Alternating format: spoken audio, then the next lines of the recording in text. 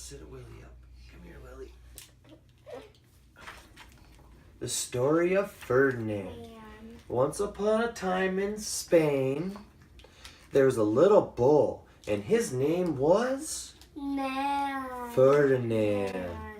All the other little bulls he lived with would run and jump and butt their heads together. But not Ferdinand.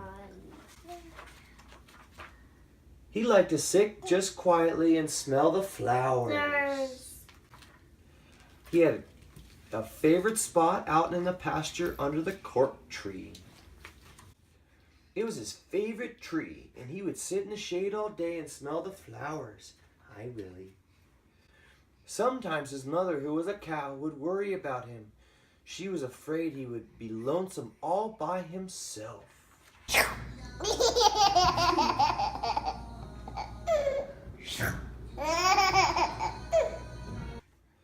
Why don't you run and play with the other little bulls and skip and butt your head, she would say. But Ferdinand would shake his head. I like it better here where I can just sit quietly and smell the flowers. Yeah, what do you think, Will? His mother saw that he was not lonesome, and because she was an understanding mother, even though she was a cow, she let him just sit there and be happy. As the years went by, Ferdinand grew and grew until he was very big and strong. Yeah, Dada? Yeah. All the other bulls who had grown up with him in the same pasture would fight each other all day. They would butt each other and stick each other with their horns. What they wanted most of all was to be picked to fight at the bullfights in Madrid.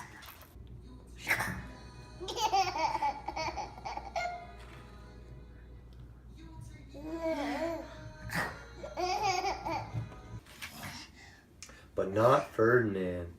He still liked to just sit quietly under the cork tree and smell the flowers.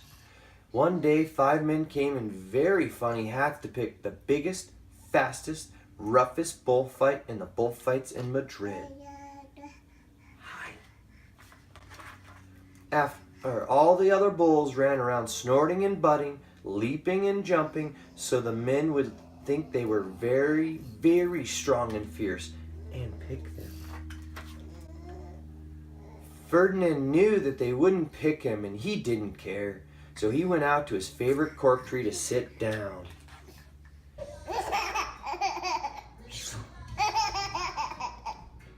He sat on the bumblebee. He did, huh?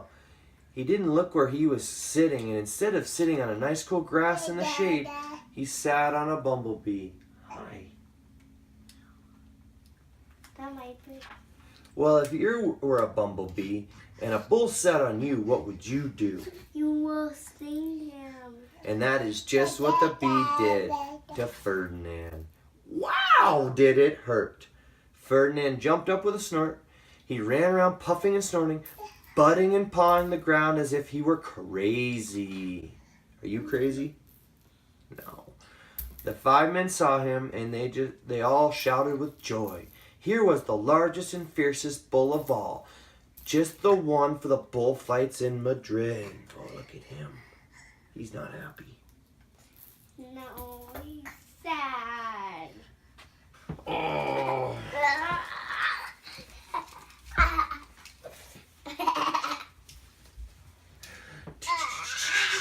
I think he's angry. So they took him away for the bullfight in a cart. What a day it was. Flags were flying, bands were playing, and all the lovely ladies had flowers in their hair.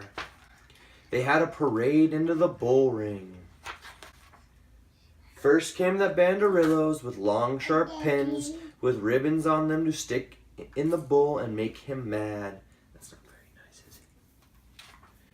Next came the picadors who rode skinny horses, and they had long spears to stick in the bull and make him madder. Well, that's not very nice either, huh? Then came the matador, the proudest of all. He thought he was very handsome and bowed to the ladies. He had a red cape and a sword and was supposed to stick the bull last of all. Jump, jump, jump, jump, jump. Then came the bull. And you know who that was, don't you? Ah. Who was it? It was Ferdinand. Yeah, Ferdinand. They called him Ferdinand the Fierce. And all the banderillos were afraid of him, and the picadors were afraid of him, and the matador was scared stiff. He's gone. The horse doesn't get over there. Do you live? Yeah. Do you live at farm? Look, that's a race car flag. It is a race car flag. So the horses don't live here, they live in a farm? Yeah. Yeah, good job. Ferdinand ran to the middle of the ring, and everyone shouted and clapped because they thought he was going to fight fiercely and butt and snort and stick his horns around. But not Ferdinand. When he got to the middle of the ring, he saw the flowers and all of the lovely lady's hair, and he just sat down quietly and smelled.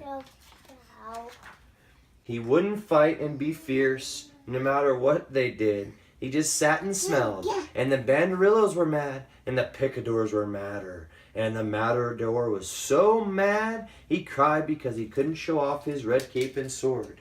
Is that a sword? It is a sword. I have a sword. You do have a sword. So they had to take Ferdinand home. And for all I know, he is sitting there still, under his favorite cork tree, smelling the flowers just quietly. He is very happy. Yeah. The end. Oh, what a great story. You love that story, huh?